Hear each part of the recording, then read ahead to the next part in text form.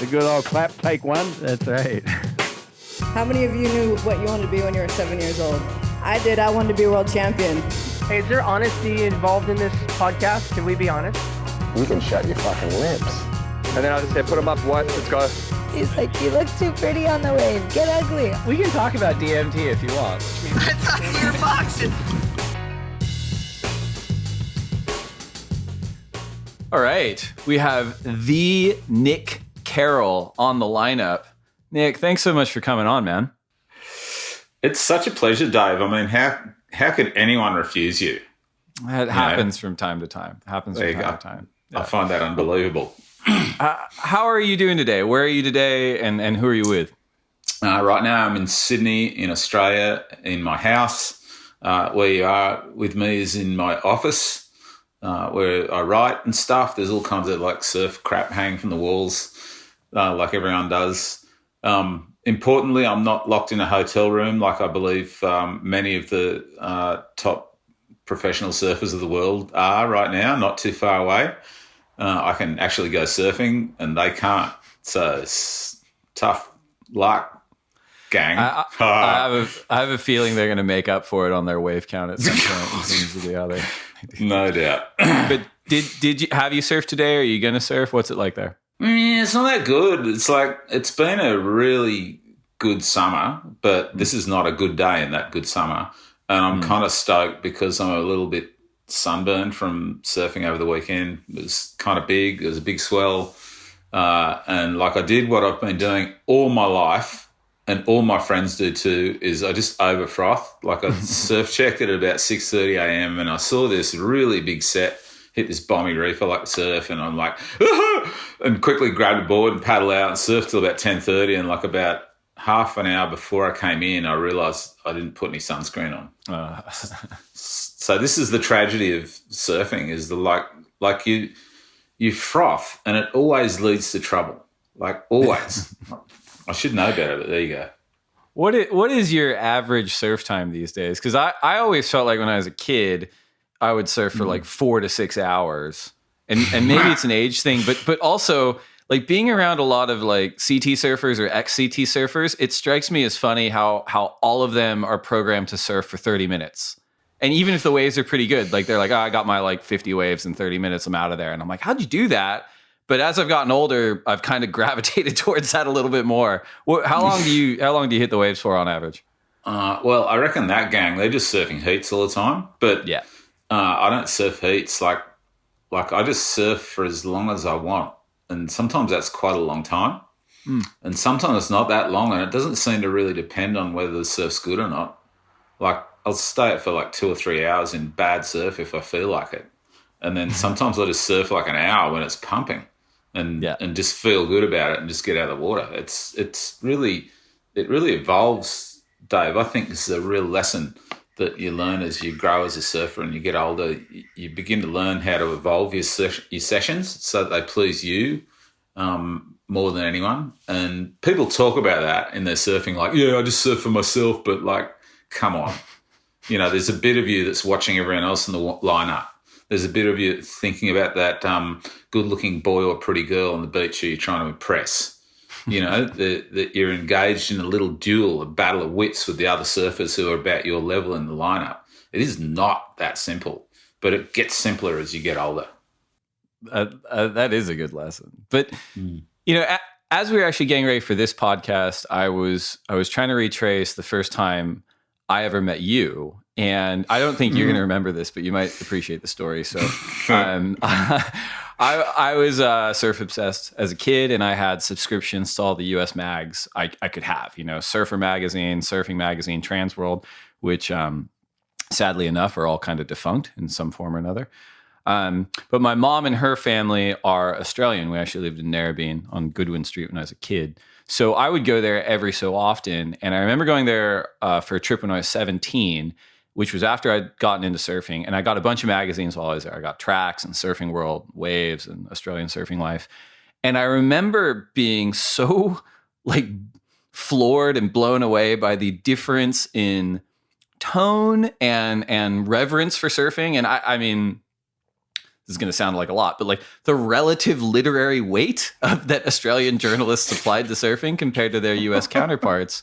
And that was where I was, at least in word, introduced to yourself and Sean Doherty and Phil Jarrett. And I did my best to kind of track those magazines and writers through college. And when I got out of college, I went back to work at the Rip Curl Surf Center in San Clemente. And Evan Slater, who was the editor-in-chief at Surfing at the time, actually gave me a shot at freelancing for the magazine after I'd actually asked to work in the mailroom, which was not a thing. So it's shocking he still gave me a shot to do something. Anyway, Evan invited me over to the offices in San Clemente. And for some reason or another, you were there and you were talking to Steve Hawk about something. And Evan introduced us very briefly. And I remember walking away thinking to myself, holy shit, David, you've peaked. And you know what? I probably had. So, well, it's interesting, Dave. We both have like a history then of like crossing the Pacific and having a kind of, interaction between these two great coastlines of surfing, the Australian East Coast and the US West Coast, that there's such hinge points for the surf culture, both places. Can I ask you a question about that? Like, what did you note in your own mind as like you've talked about like the difference between the writers or whatever and the surf mags, but like what did you notice in the war that you felt was different? What were the differences? It almost felt like the volume and breadth and knowledge. And I've thought about this a lot too. And I wonder if it's a little bit of a function of, California kind of prides itself on surfing as a lifestyle and a culture, which is great, but in a way, you can't go that deep on it because there's a lot of like, it's very surface level, right? Where I think in Australia, my experience was always that surfing was obviously a very, very strong part of the culture, but more accepted in terms of being a mainstream sport. So even if you didn't compete, it just felt like there was a more rabid appetite for information and analysis and in a way, journalism, which I'd imagine was a little bit, that's kind of gave birth to like a broader, deeper, harder thinking level of a community of journalists there. Not to say that like America didn't have them, but it just felt different. And it felt like maybe it's part of the Australian psyche as well, where you guys were just a little bit more engaged with one another in the sense of like you could challenge one another. And that's probably part of just Australianism as opposed to just Australian surf journalism. That was like kind of always where I netted out on it. But did you ever have any kind of similar thoughts or observations when you'd work across the Pacific? Yeah, totally, Dave. There's a lot of similarities to me between the people who surf generally in California and the people who surf generally in Australia. It's a surprising number of similarities, and that they're often overlooked. I just surfed lower trestles a lot when I was living there in the 1990s, and I just surfed lowers all the time, all summer, and sometimes in the winter when it does get good then too. And I got to really be friends with a lot of the lowers crew, the people who surf there. And there's so many layers of surfers at lowers. There's like the San Clemente Mafia, and there's the crew who surf in the mornings, and, there's the Lost crew, and there's, back then there was Archie and Dino and all that crazy tribe. But to me, that whole crew, they seem incredibly similar to the surfers I was surfing with back here in Australia around the northern beaches. Really connected, really simple, like in the way they thought about surfing, like had a really clear picture of what it was to them, what they wanted it to be. Their lives on land were probably more complex in California. The demands on your work schedule in California are way more brutal than they are in Australia. So Aussies typically have a bit more time to surf, I think. But there are differences for sure, and a really big difference, a really obvious difference is the nature of surfing as a community enterprise in Australia. There's just so much kind of local surf culture at any beach, and you would have fully noticed that at Narrabeen. It's really the kind of avatar of that. It's got a fantastic board riders club. It's got a lot of people kind of in the outer circle of that club. It's got world champion surfers, but it's also got epic local surfers who you'll never have heard of who just rip just as hard as the world champs. And that's really similar at a lot of beaches around Australia. There's these community clusters, and I didn't really feel that in Southern California.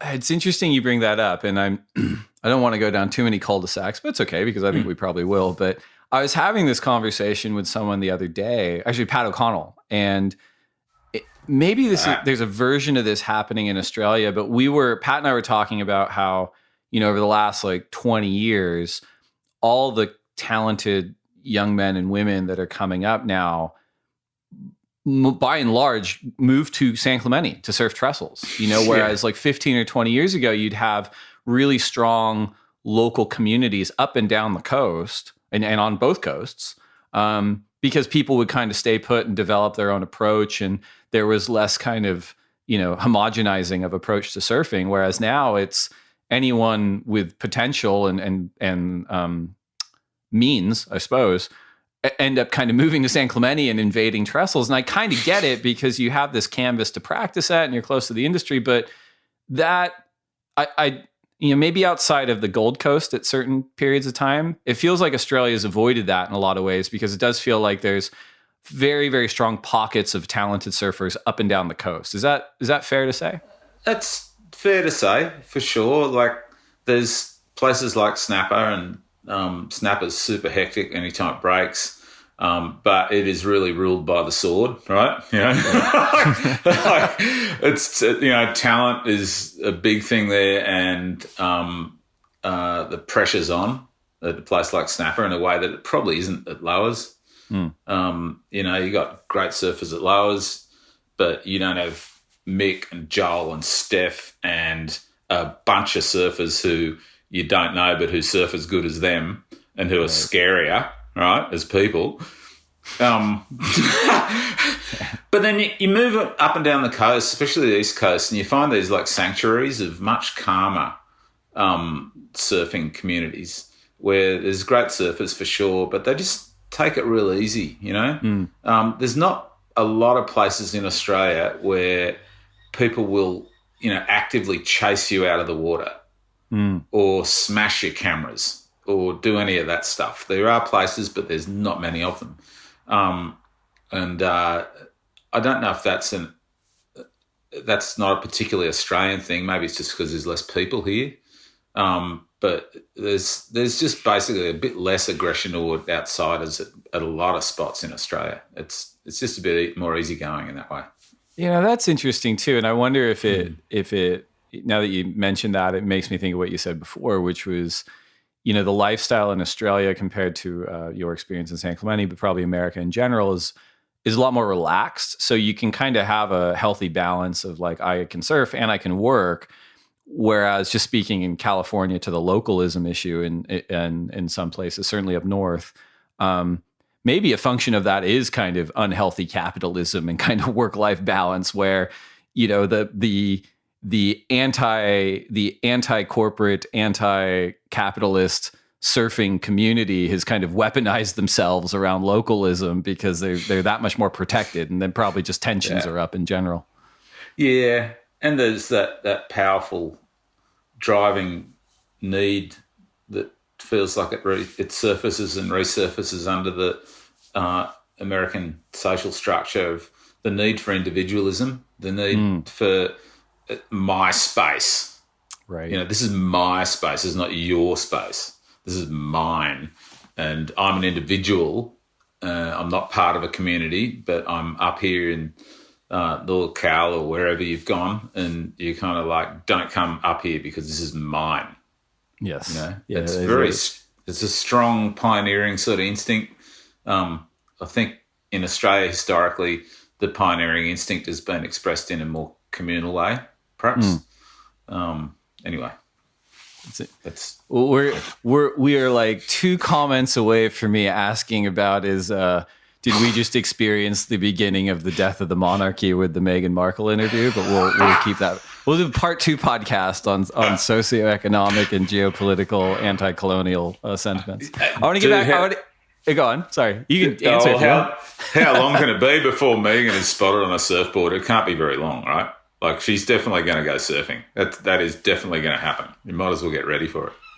Maybe she'll go maybe she'll go in Kelly's pool. Maybe that's where she'll go surfing the first time, in Kelly's pool. I feel like you may have just spoken that into being, so that's good. I hope so. I really hope so. I would love to see that. I want to get back to surf journalism, quote unquote, for a bit, because it kind of is. I was thinking about this too, and going back to the story of me being wide-eyed and being like, "Holy fuck, it's Nick Carroll and Steve Hawke." In a lot of ways, I was thinking about this. You, if not from the genesis, certainly throughout several decades, you can probably be credited as a founding member of what is surf journalism. Would you not agree? Yeah, I don't really think so. Like, I was a grommet compared to the people who I regarded as being, the first real surf journalists, by which I mean people who actually wrote and wrote a lot in the surf mags at the time. Who were those people, I was going to ask? Phil Jarrett, for sure. He was such an electric force as a young writer in Tracks magazine, and I was just a grommet, and I would read Tracks at the time, the early 1970s, it was, how do I describe it? Like, when I started surfing, surfers were like kind of, even here in Australia, they'd kind of like gone back into recession, like Sure. there'd been this big period where Midget Farrelly had won the world championship in the early 60s, and Midget was this force for cleanliness and all that stuff in the sport, and then the shortboards came in the late 1960s, and a lot of the people who learned to surf on longboards really backed away from the sport at that point, and the people who kept going with it were super hardcore because it was tricky, that movement.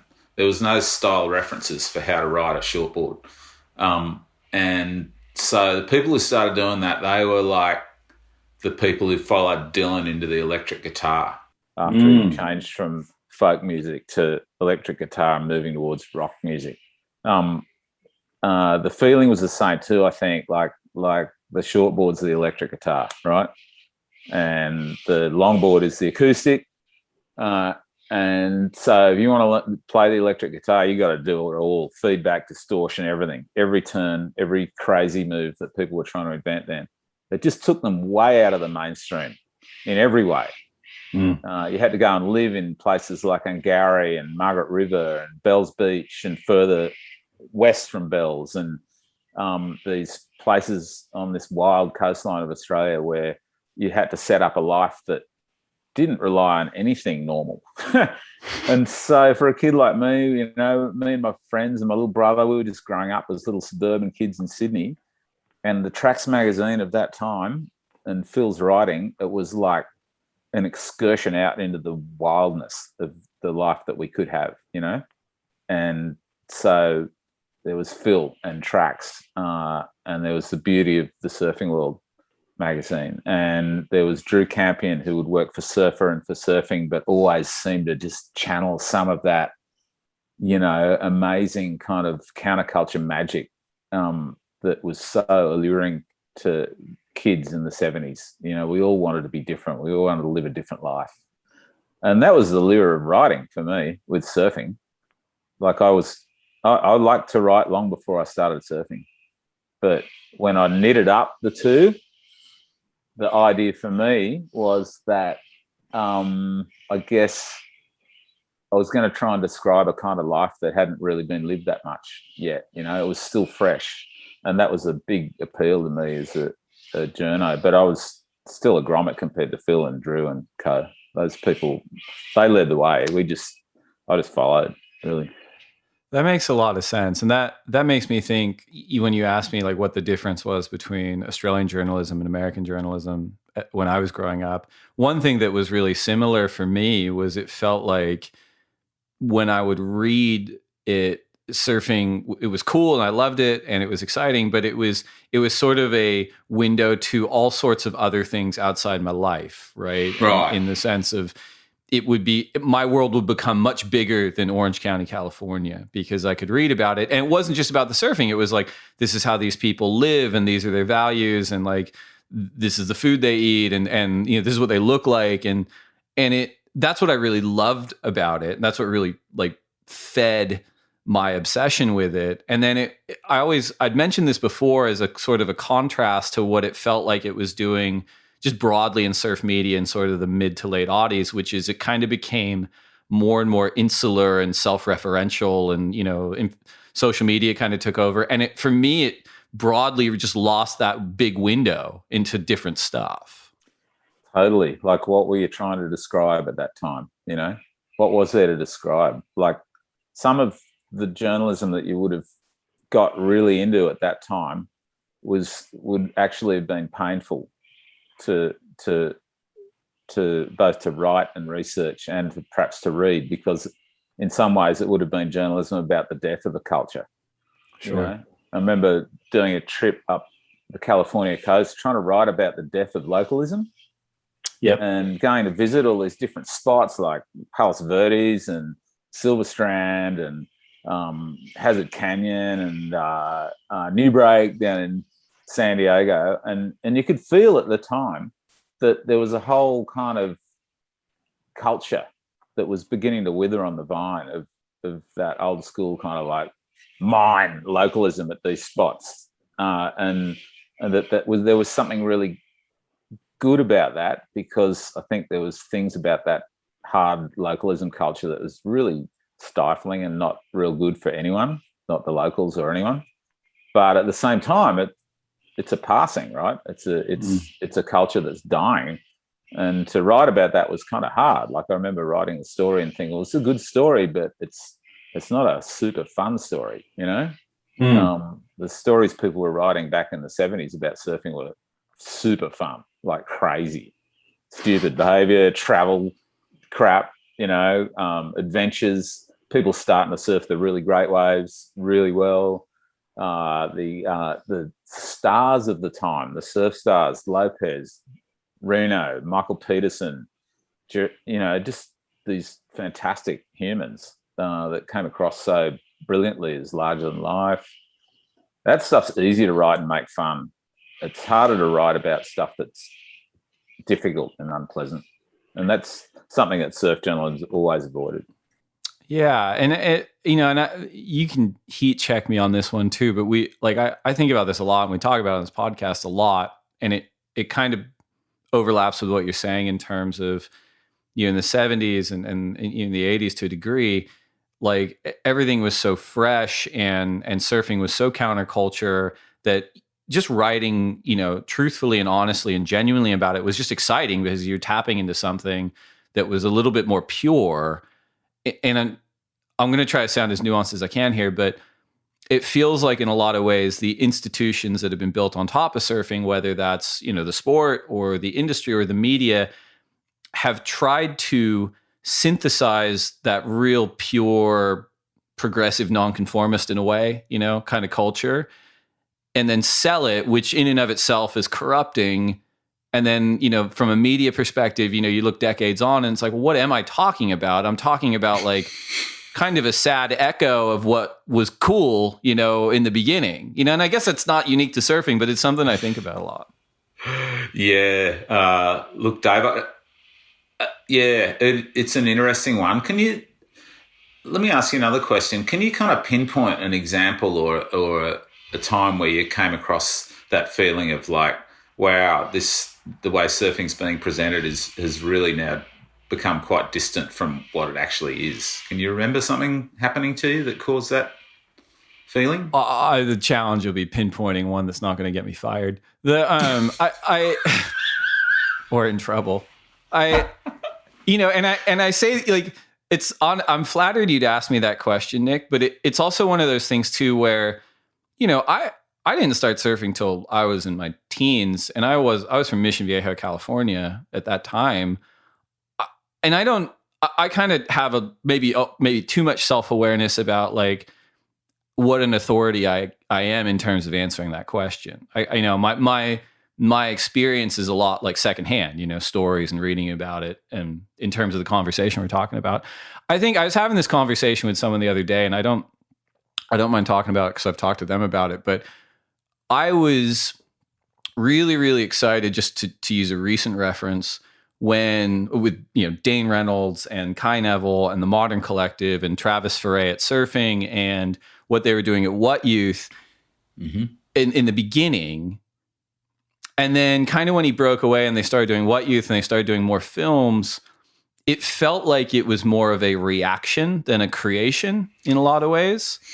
And it was this weird, kind of Ouroboros of confusion for me, right? Because it was, Noah Dean's kind of fuck the WSL, as righteous as it may have been, is a little bit like, yeah, but that you can't be defined by being a reaction to the establishment within an anti-establishment community. So I was kind of going down this rabbit hole of like, what are we actually rebelling against here? And not that that wasn't valid at all, but we weren't rebelling against getting drafted or consumerism or racism or any of those things. It was just kind of, it felt like pageantry to me, I guess, in a way. Yeah, there's that feeling.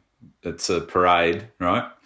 Yeah, it's funny that notion of rebellion in surfing. There's, to me, in the West, in Western culture, in the way we live our lives, there's only one real rebellion that's brought on by surfing, and that is it's a rebellion against employment.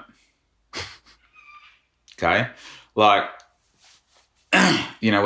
when Hawaiian people first developed the world's really first serious, full-on generational surfing culture. I know surfing sprung up around the world in all sorts of different places, all sorts of different ways, not all at the same time, but not all in reference to each other, right? But Hawaii nailed the surf culture down. And one of the reasons they were able to do that was because the employment they were engaged in didn't take up a whole lot of time. Like, it's been estimated the average number of the average annual workload of a typical Hawaiian in the days pre-colonisation was about 4 months a year. So, that's like fish ponds and farming and just looking after stuff, building stuff, all that, making surfboards.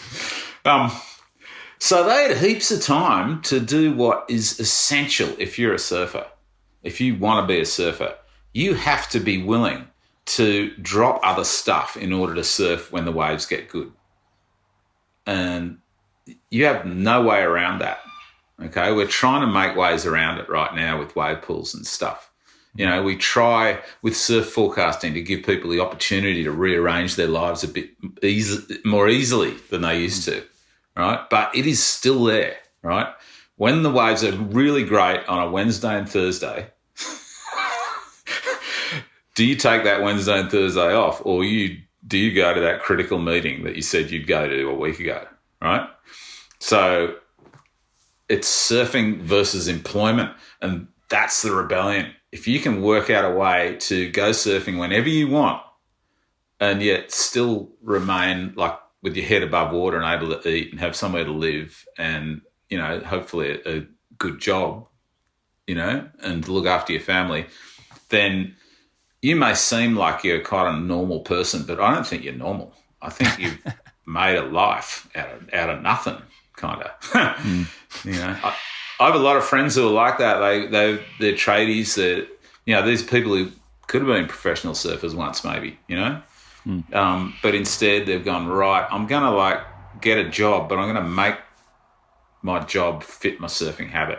And, they've been able to do that. They've got plumbing businesses or whatever. They hire apprentices. They make the apprentices go into the houses and get dirty and stuff. And they go, I'll be back in an hour. And then they come surf with me out the peak at Newport. And they go to Indonesia every year, a couple of times, most of them, boat trips, the whole bit. I get as many great waves as anyone.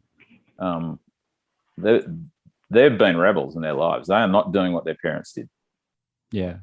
And that idea of rebellion too, it's so sexy and it is transcendent well outside of surfing that it is one of those things where we're talking about that's sort of a stallion those institutions have tried to harness in a lot of ways too, which has brought us to a very odd place, in my opinion, of reckoning in recent years, if not for decades, which is, if we love the idea of rebellion and the cousin of progressive nonconformity as an identity for surfing, why the fuck are so many of surfing's institutions skewing so horrifically conservative in terms of being frightened by women and people of color and people's sexuality in 2021? It's wild.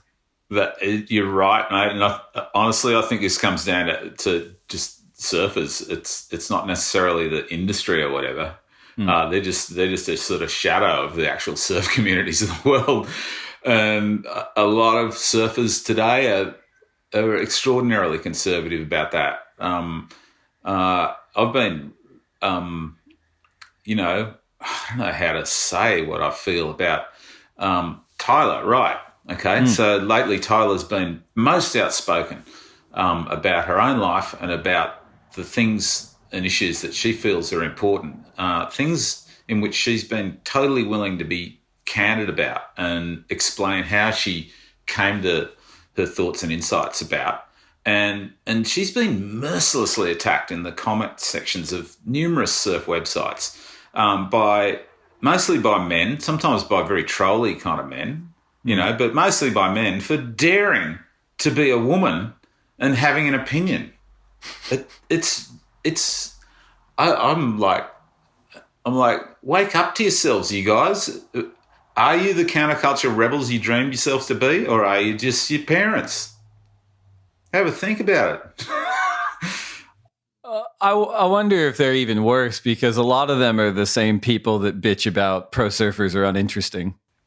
Yeah, it's true. And as we all know, pro surfers are very interesting people. They do disguise it very well.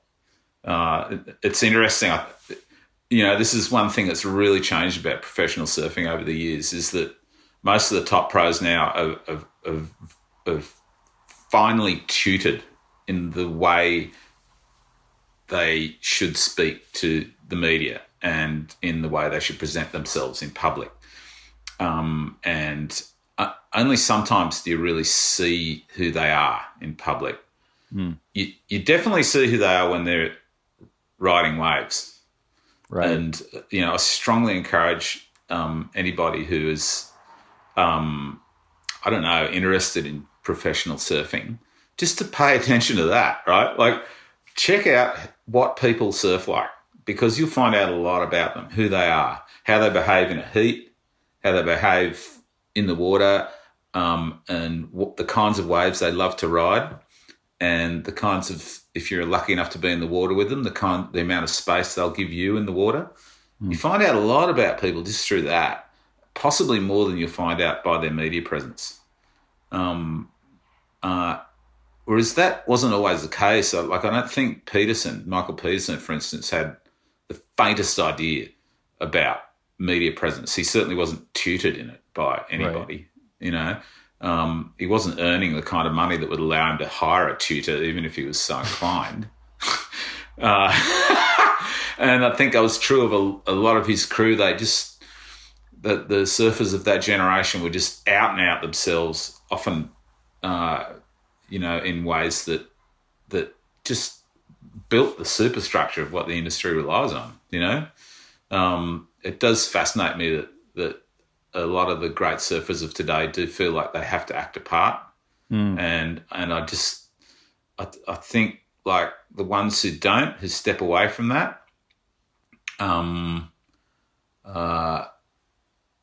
good for them, but there's not many of them really anymore. I think you're touching on another thing that fascinates me too, which is, I think, counter to a lot of other sports, and I'll overgeneralize, but surfers themselves, and I'm going to really overgeneralize, and I've said this before, but kind of suffer from a mass crippling social anxiety in a way. And I don't know if it is chicken or egg, right? I don't know if it is, these are people who have social anxiety, so they've gravitated towards surfing because people leave them alone, and they've done that so much that they've gotten really good, and that now they're really good. Or if because they were spending so much time getting good, they've developed kind of social anxiety. But it's this interesting thing that it's very, very rare that I've found people, and I can name maybe Kelly, maybe Gabrielle, who are okay being famous or want to be famous. You know, most of the professional surfers that I work with and encounter want to get paid enough so they can surf and be left alone. Mm-hmm. And I think that's a lot. I think what you're getting at too is a little bit of the tutoring there is actually sort of a tactic to do that, where it's like, I'm going to say the right thing so I can be left alone. I'm sure you're right about that, Dave. You can see how easily Fanning and Parkinson have slipped into retirement, and Taj Burrow as well. You know, like once upon a time, retirement was like a terrifying thing for a professional surfer. They would come off tour. They would maybe have some financial resources, mostly not. And they would suddenly be confronted by the thing they'd been avoiding since they were about 16, which is like, oh, crap, this is the real world now. I have to get a job.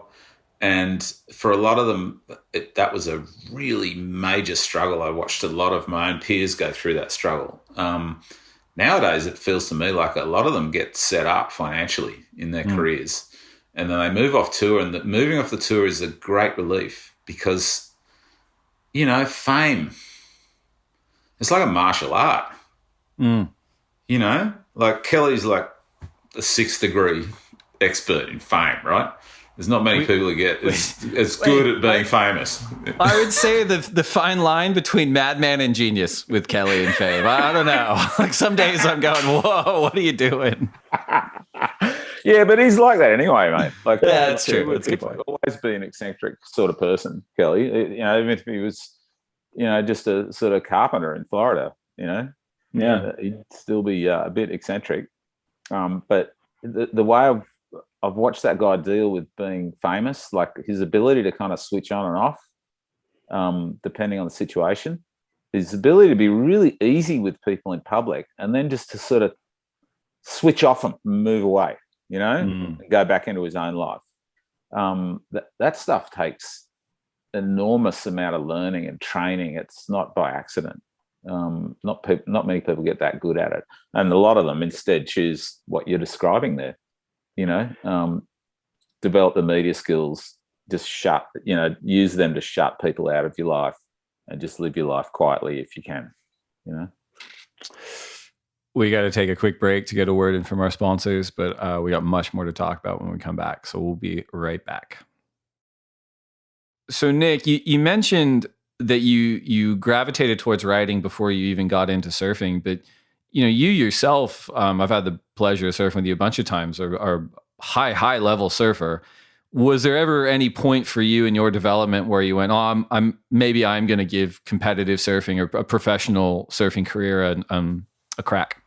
Oh yeah, for sure. Like, I don't know, you know, competitive surfing is, it's like a little channel that you can go down for a while. I think anyone who's a really good surfer is going to benefit at some point if they spend a bit of time going down that channel, because it'll teach them layers of discipline in their surfing that they can't develop in other ways. But it also depends on what your goals are. And like, I had a goal as a surfer from quite young time of reading tracks and all that stuff, is like I'd read about Michael Peterson being Australian champion. I read about Terry Fitzgerald being Australian champion, and I thought, I want to be an Australian champion. Like, I want that. So I kind of went after that at one point, and I won a couple of them, and I was pretty stoked with that. I thought, that's cool. That's what I wanted to do, you know? And I sort of thought about like pro surfing, and I went in contests, and I did okay in some of them, and I felt like I could do really well. Actually, I thought, you know, I could do really well at this. But there was a couple of things I had to think about. One was, and I know this sounds a bit weird, was my little brother. Okay.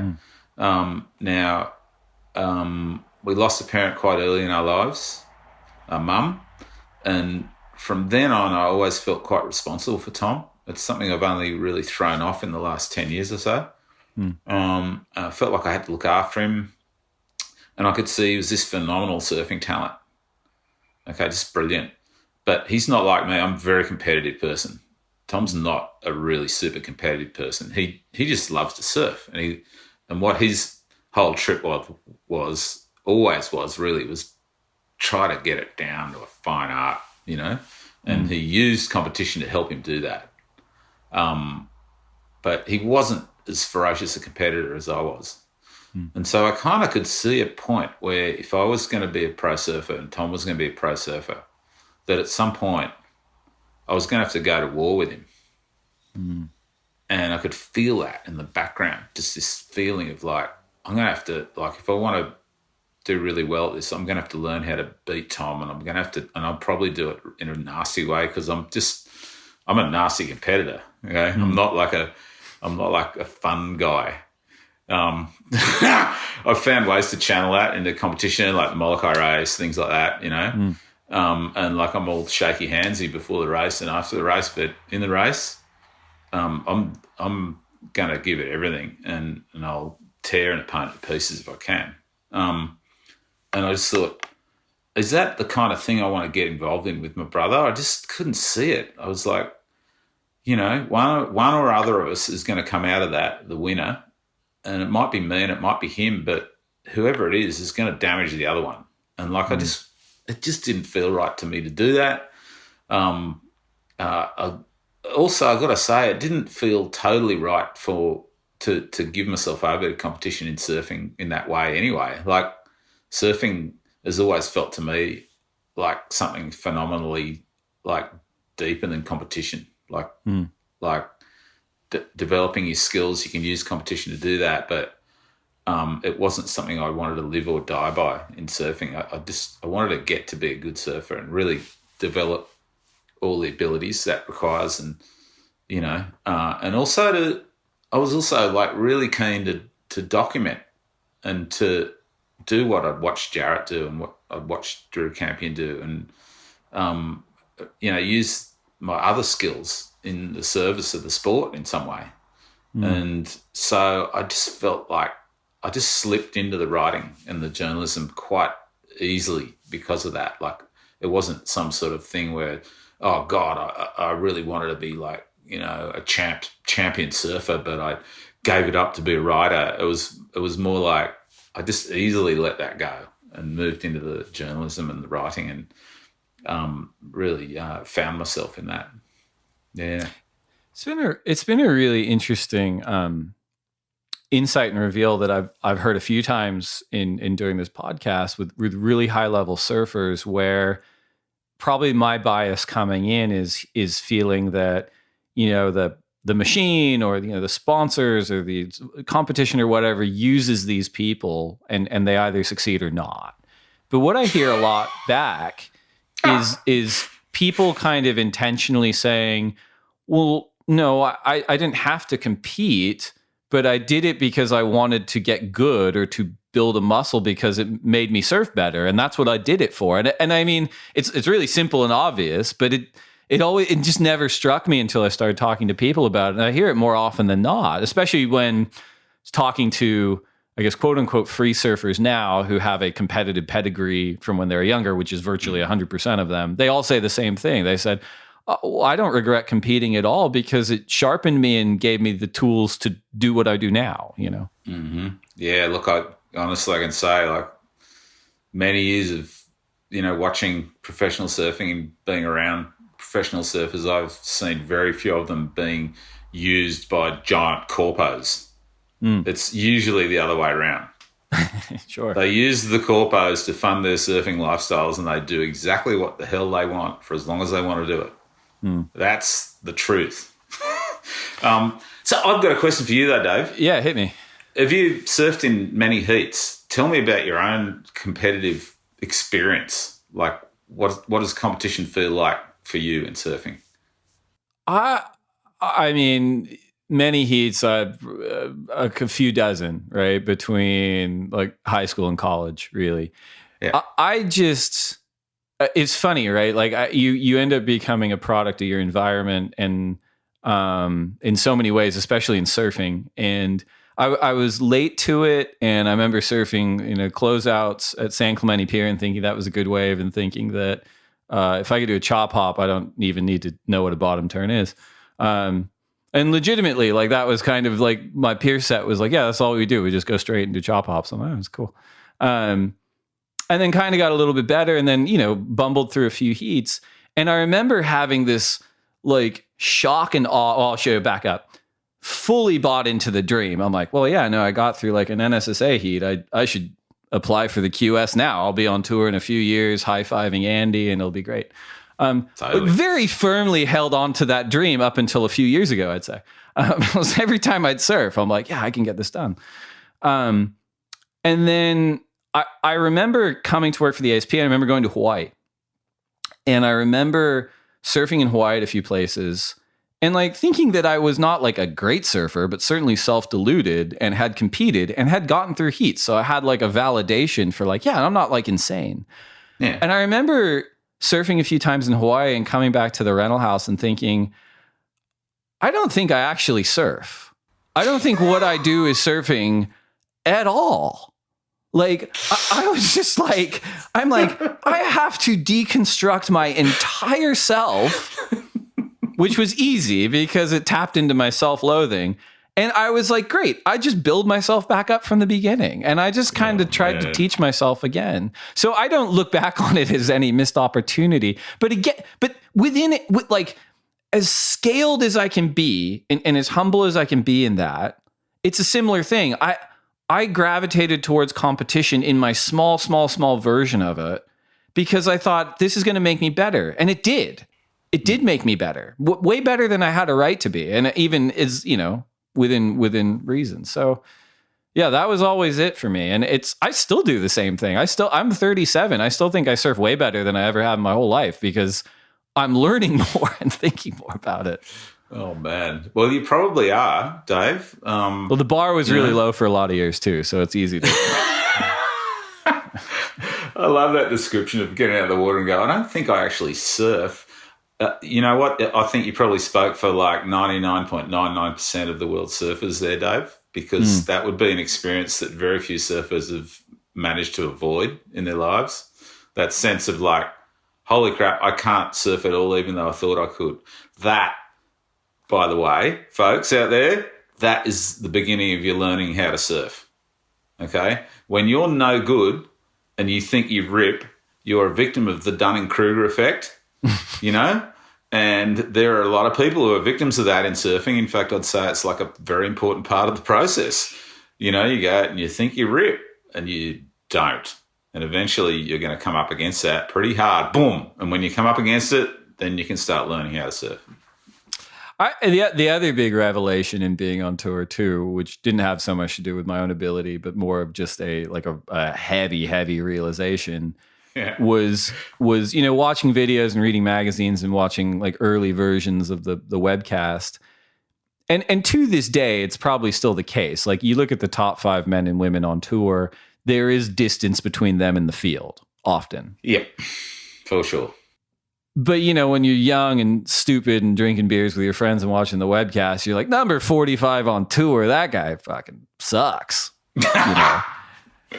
And then, going on tour and working and seeing number 45 surf in real life, you go, that's the best surfer I've ever seen in my entire life, and way faster than I ever thought, and way it's the level on tour is so much better than anyone appreciates who hasn't seen it in real life. Yeah. It's like a horrible traveling board riders club where everybody's better than you, like everybody. and I think that's another common misperception you've pointed out there, Dave. I know people who are pretty good surfers, who are avid professional surfing watchers, who watch every contest, every heat, and they say stuff like that. Oh yeah, this guy who's down at number 31, he's not really very good, but they've never, or they very rarely come into contact with that person. And if they showed up at an event, or if that person showed up at their beach and went for a surf, they'd be flabbergasted. Like, anyone looks a bit odd next to John Florence. Sure. That's just how it is. But don't be misled by that vision that you see all the time. That to me also plays out often, even with sort of the surfing industrial hype machine, with sort of the darlings that end up making it to the tour and just getting their heads kicked in by trenchmen, you know? And there's this huge dissonance between, I mean, we could talk about it. I mean, some of the videos that Nike was putting out about Kolohe Andino, who is a world-class surfer, but before he qualified, were in the vein of everyone's expectations, maybe his, maybe not, were like, all right, well, he should win a world title. And he got on tour, and it's like, no, the tour's really hard, and everyone here is really good. And I actually think that disconnect between how he was hyped and how he actually performed hurt him early on, and he's since recovered. But like, I remember he made the quarters in France one year, and the surfing world was still talking shit about him because he wasn't winning the world title. And it's like, quarters as a rookie is pretty good, like, but you have this weird expectation management issue. Yeah, look, the industry's been trying to create surf heroes forever.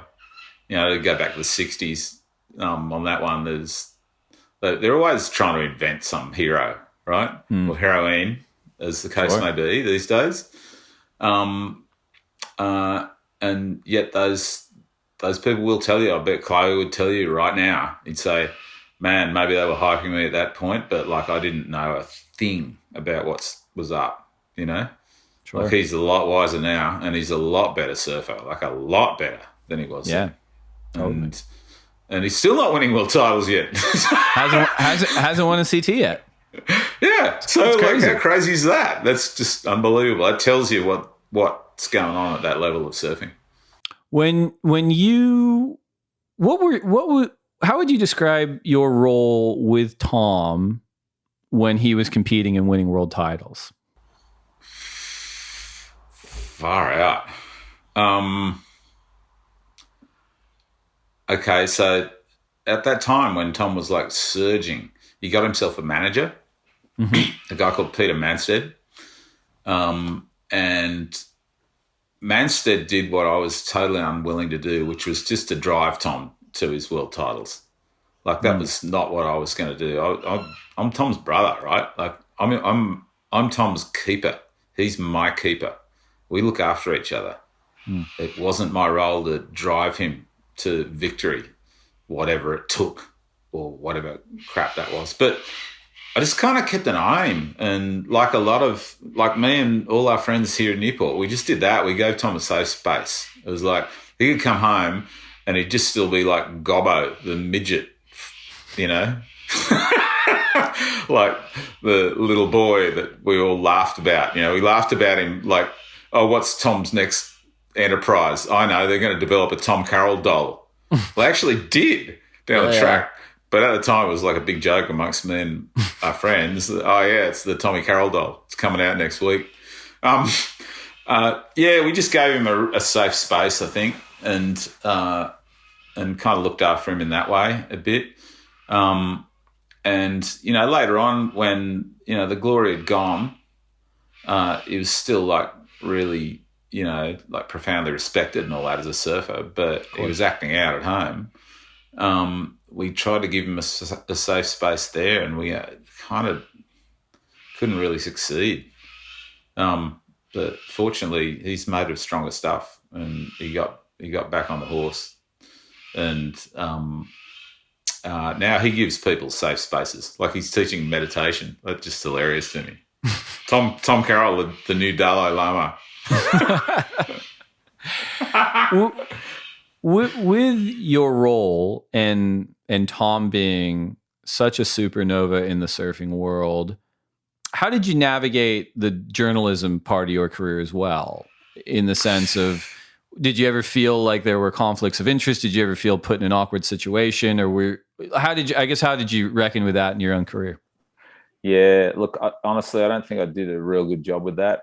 There was a lot of stuff I didn't report on at the time that I could have just torn the gloves off and reported on and made a whole lot of enemies at the time. I chose not to do that. And I still don't know to this day whether that was a good move or a bad one. Right. At the same time, like I was kind of living the same life as everyone. It didn't seem unusual to me at that time as a mid-20-year-old surfer. We were all young and we were all arrogant. We all thought we had the world by the genitals, and we could just do whatever we wanted, and we did whatever we wanted. And there didn't seem anything strange about it, but we were acutely aware that, like, you want the wheels to fall off this pro surfing bandwagon, well, guess what? Just get caught with a lot of drugs or get caught, doing something else that you shouldn't, You could do whatever you wanted as long as you didn't get caught. And I didn't report on that. I should have. That was really what a good journalist would have done at that time, and I didn't do it. And I had to make up for that later. But, so be it. There is, I mean, in my experience, it sounds similar in that there is an element of sort of running away and joining the circus when you go on tour, regardless of your role, like whether you're a surfer or a journalist or a judge or a team manager or a staffer, you know what I mean? And it's this bizarre kind of traveling circus in a way, and there's sort of a communal protective element to it in a way too. There totally is, like it's got that element, like a board riders club, like any club.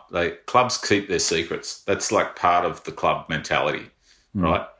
Is that there's secrets that live within that group that don't go out. It's like there's that dumb saying about what goes on tour stays on tour. Right. That's a kind of dumb way of expressing that. But it's true, and I think those circles have got smaller over the years. Now they sort of encompass small groups or individual surfers, who live lives that are a little bit secret from the other surfers on tour.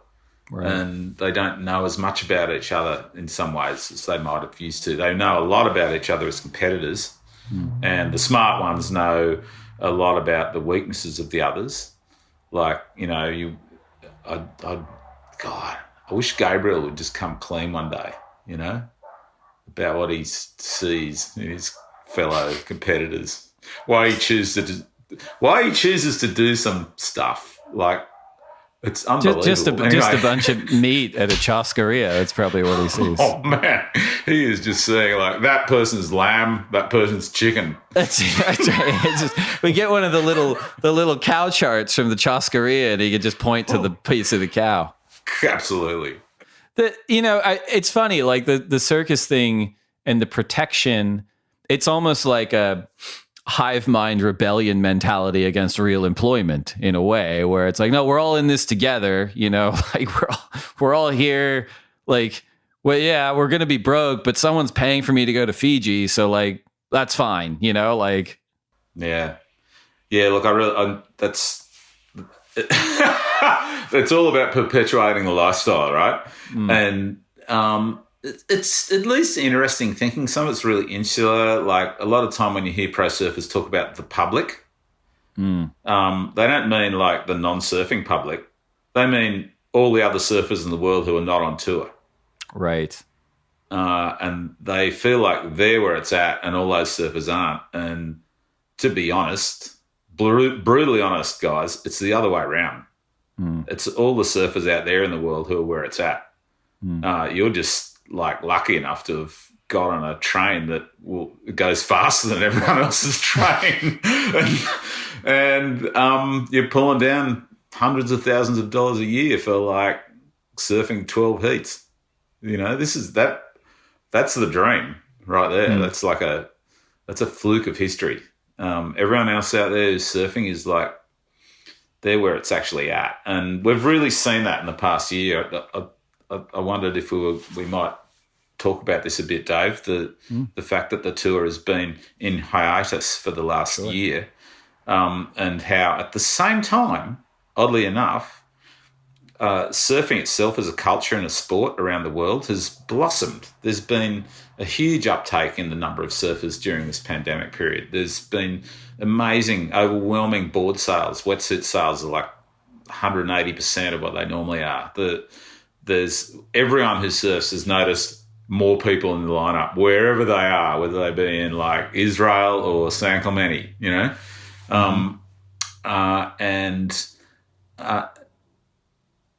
that has coincided at a time when professional surfing has just suddenly come to into this incredible dead stop, and it's just been quiet. So, what do we make of that?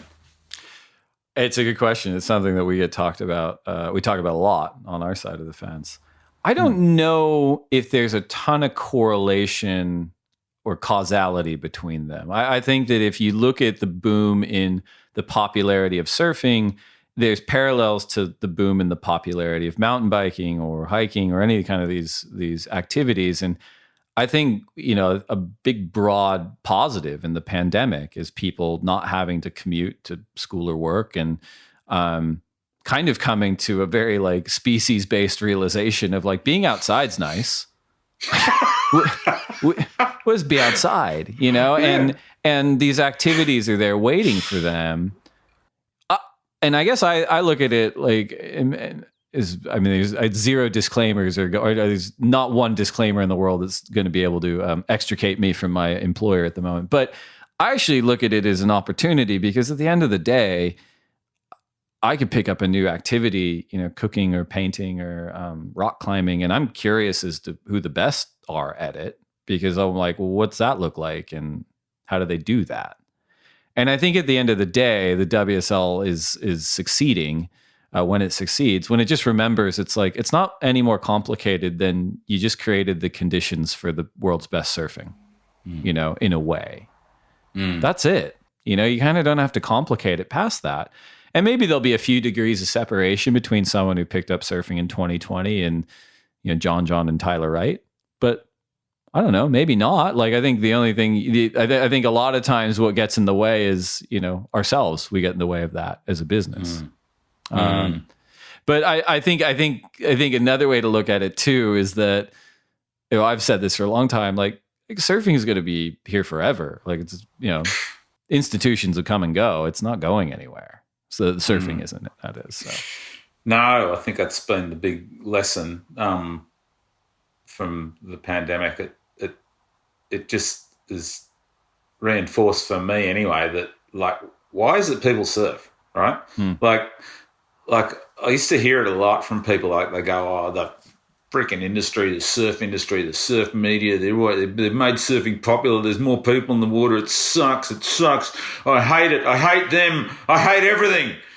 And, you know, whatever, okay? And, like, I think this period is, like, notwithstanding the emotional stupidity of that kind of thinking, right?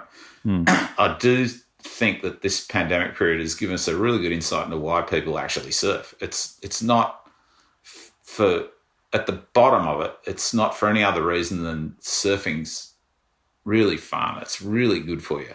It takes it out of yourself. It's a challenge. Makes you deal with things you haven't dealt with before.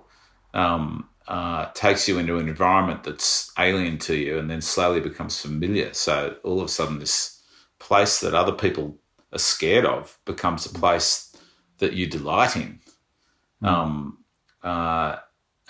all that stuff is much more precious to people than watching a surf contest. And that's just, the surf contest watching stuff is just kind of icing in a way, you know? Yeah, and I think I totally agree with that. And I think it's kind of when people can be secure in the true identity of what a thing is, then it can live with confidence, you know, where it's like, hey, if the championship tour is about the world's best surfing and crowning a world champ, great. Let's not pretend it's anything else, you know, because I think that's where people get really upset about it. And, you know, I think you're right. And I love the whole idea of people going somewhere that a lot of people are scared of, and how that is transformative for people in a way. Because I think of this a lot, where it's like the ocean just objectively is the most inhospitable environment on the planet for the human species. And surfing takes place at arguably the most violent part of that environment where, the ocean meets the sea. And surfers not only survive there, they thrive there and they seek it out. And so it's sort of definitionally insane in a lot of ways. But that is also kind of like spiritual or transformative in a way too for a lot of people. Possibly. I mean, I got to say, over the years of surfing, I've kind of like, a lot of scales have fallen from my eyes about the mythologies of surfing. Some of the things that I used to read in the surf mags back in the 70s, and some of the sort of ideas about surfing that I used to sort of uncritically absorb at the time. The idea that it's like this kind of profoundly transcendental experience, and there's nothing like it, and all that stuff. All that just, I feel like I've just kind of dismissed all that in my head now. At the same time, it leaks into you. If you want to get the most out of surfing, you got to surf for a while and let it leak into you. And let it kind of like be the sort of thing that maybe you're going to give up a job for at some point. Hopefully not your life, but, at least a bit of employment. And maybe I think that's a great point. Maybe transformation's relative. Maybe in the 70s it was more of, if I surf long enough, I'll be able to get to Alpha Centauri, and then transformation in 2021 is like, maybe I shouldn't work at a desk for 10 hours a day. Like, yeah, that's it. I mean, it is relative. But back then, the Eastern religions were a powerful thing. And they just come back off the Beatles. Having sitars on their records, and it was all about like, everything was transcendental at that time. And so surfing had to be transcendental. Otherwise, why would you do it, right? Yeah, sure. But today, it can just be like paddling out in the morning because you just want to get a couple of waves before you go to work. Or it can be like the day of the year and you've surfed for 25 years, like that kid Chris Luffer did in Sydney this year. He'd been surfing all his life in a wide range of waves, and he'd been feeling it out, and he developed these skills, and he got a couple of really great boards for bigger waves. And then, the wave of the century shows up on his home reef there at Dead Man's in Sydney, and he gets it and he rides it all the way through. And that's the payoff, right? That is the payoff for the life you've just spent surfing. Bang, right there on that wave. I got a few State of the Union things I want to pick your brain about. Bring it on, buddy. Let's hear it. The Girls Can't Surf documentary released in Australia recently. Yeah. You feature heavily in this film, as you should. How did you get involved in the film, and what was your decision process like to participate? Yeah, look, I was really not sure why I was going to be interviewed for this, to be honest, because it's not my story, it's their story. These girls, these women, these women, fantastic human beings.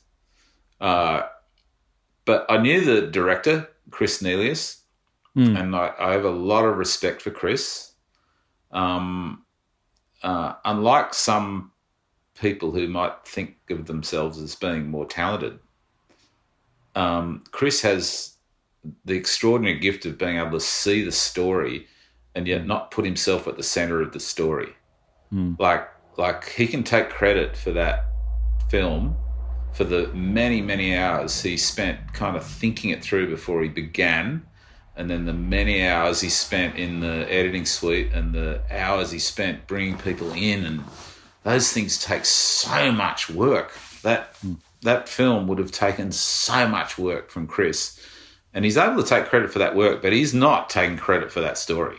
He's stepping aside and letting the women take the credit, because that's where it's at. And so I was a bit like, fuck, should I really be getting interviewed for this? Like, what do I know? I don't know anything about their experience, really. Like, I know how it was at the time for them.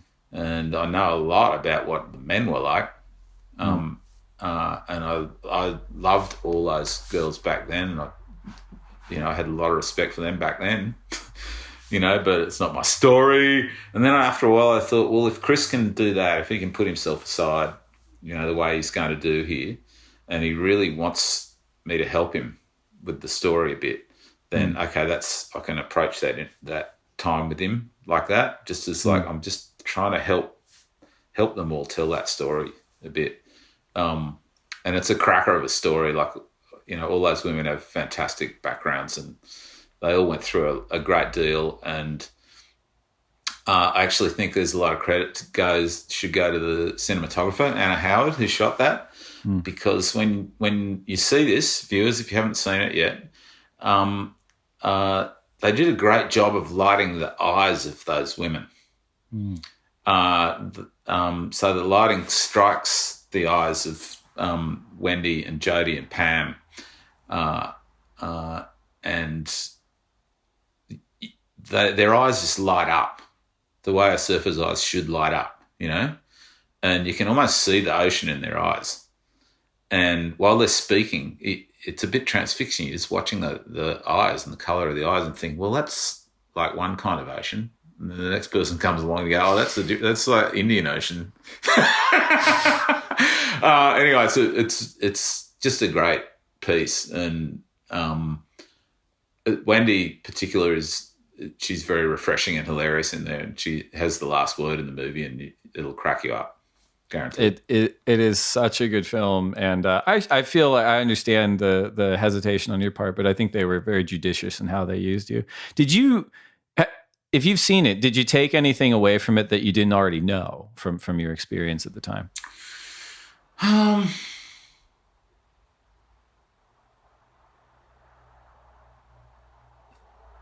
Yeah, that's a tricky one.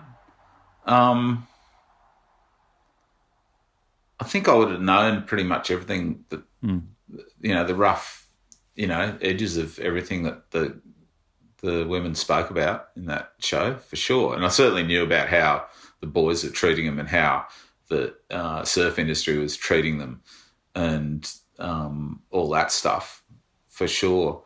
I guess I was more reinforced in my feelings about those women, that they were every bit the equal of the men of the time.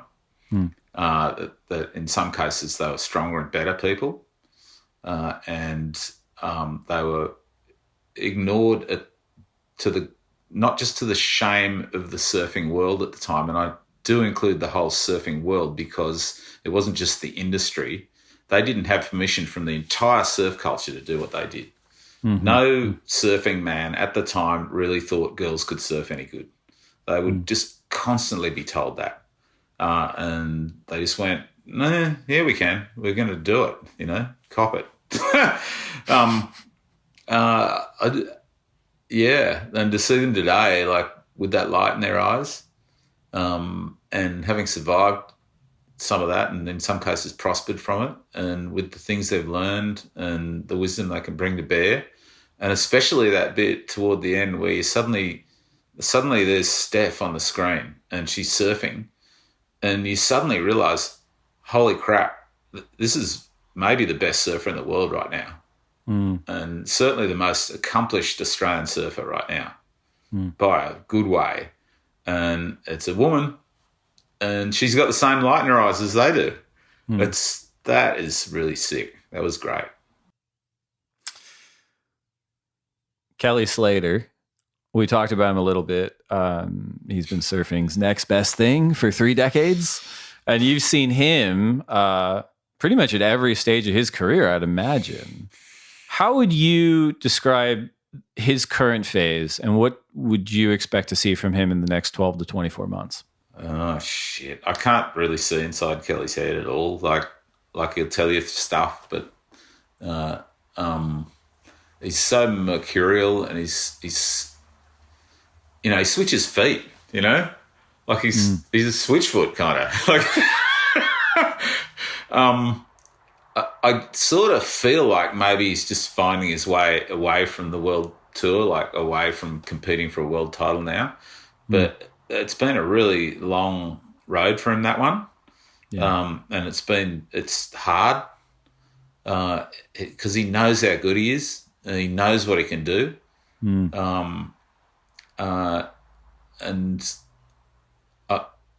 I'm not sure what the next 24 months holds for him. I just can't imagine him totally letting go of the world tour, though. Not for a little while yet. Like, he's going to still compete here and there at the very least. And just because it's just, he knows how to do it, you know? And I still feel that it's not something that, like, irritates him yet. You know, it's not something that, like, when a pro surfer, when any pro athlete, when any great athlete, you know, steps away, it's because they're not as interested in competing as they are in doing other stuff, you know? And you can feel every now and then, like, you know, Kelly lights up with that competitive drive still, and he knows he can match him. And, like, how can you ever let go of that? If you know you can win a heat still, like, he's got to be taught. Those guys have to thrash him, kick him off the tour. Well, and it's one of those things, you know, as I'm in my 16th year at the ASPWSL now, and we were talking about when I started, you know, where it was like, well, how do we design, you know, this elevated, stately departure for Kelly Slater? And it's like, I don't know. Even back then, it's like, well, you might have to shoot him in the head and drag him off stage. And by that, I mean his competitors, figuratively for everyone listening. But you know what I mean? And I often wonder about the psychology with him, because you can't really compare him to anybody. But if you look at other sort of world's greatest, it's like their ascent up the mountain of greatness happens over the course of their life. And there's sort of an immortality component to it. And if you think about the greatest of all time, like, they kind of peak physically or competitively, like mid to late 20s, maybe early 30s. And you see it time and again when they're no longer competitive with the world's best. Like, it's like falling off a cliff. But then you look at Kelly, who's not in his mid 20s or early 30s, 49. So I think of it for him is the psychological challenge for him is his mountain's way high. He's way higher up the mountain because he's just been going for so much longer. So I wonder what's going to happen when I wonder, I talked to him, we experience it together in a way, but it's like, it just must be something that no one in history has ever had to go through psychologically. That's true. I'm pretty sure his own picture of it has changed a lot over the years. Like, I was reading an interview that we did in maybe 94, I think, not so long ago. It was quite a lengthy interview, and he was a lot more like kind of gaga and open back then, like about where he was at as a person. Sure. And he actually had quite a clear vision of what retirement was going to look like for him. You know, he said, like, I'll just be fishing, a couple of kids, just fishing and hanging out in Florida. And, like, he was actually looking forward to that at that stage of his life. And yet so much has changed for him through that time, you know, like he stepped away at the end of the 90s thinking, oh, yeah, maybe I'll be able to step away now. Like, he was honestly, I think, seriously thinking, like, I won't come back, you know? Yeah, of course. And then he got kind of lured back, and then he got in that incredible battle with Andy. And I think that, like, hardened him. It made him into, like, this steely competitor who could, you know, who was very difficult to approach, and just so much better than everyone else at competing. And like, Mick took him down a couple of times in that period, but mostly he just started winning world titles again. And it just such a daunting person at that time, so strong after that battle with Andy. Then, you know, since then, like, he's just been kind of fighting age in a way, maybe, but sure, I don't think so. I think he's just been like going, well, I am really fucking good still. I can still win heats. Like, why shouldn't I win heats? I want to win heats.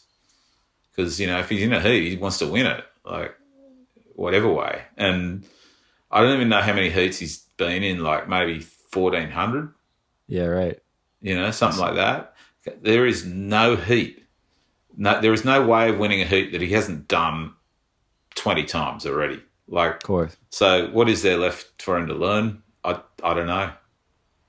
Yeah. So it's up, but it's his call. Like at some point he'll go, I don't want to do this anymore, and he'll step away.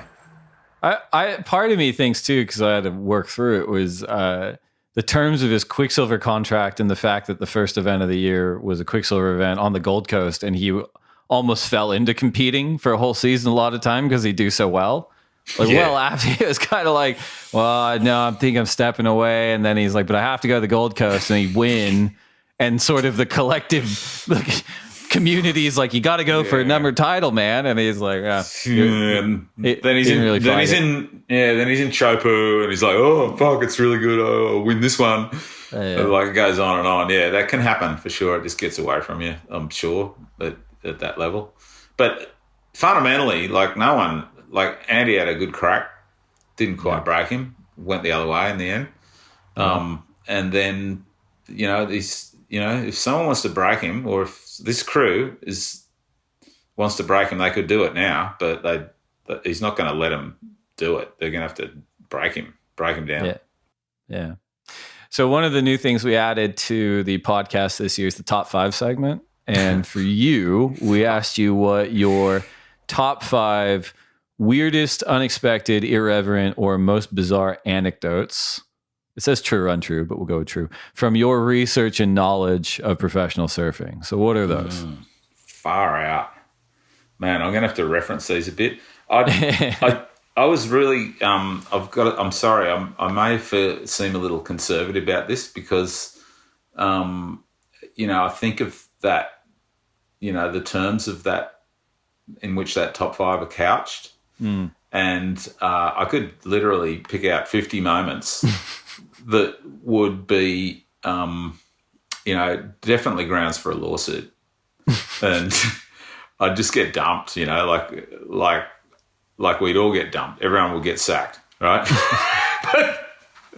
but I don't think those, like, naughty moments are always the thing anyway. Like, just because someone was snorting cocaine in a basement in Sydney in 1986, like, who cares? Like, it's more interesting to look at the things that actually changed the whole pro surfing game a bit. And so I kind of went into them, and I thought about, like, one of the first ones is the weird and little known incursion of tennis legend Billie Jean King in professional surfing. Okay, so hopefully this is not too long of a story, but I'll try and tell it. Go as long as you like. Far out. Okay, well, here we go. There were no women in professional surfing until 1973.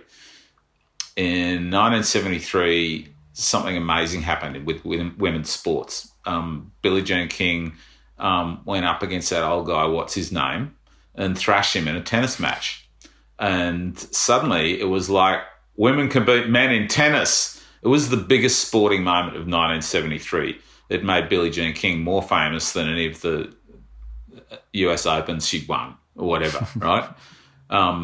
And so this started Fred Hemmings thinking. Okay, and Fred was like the Major Domo pro contest promoter of the time.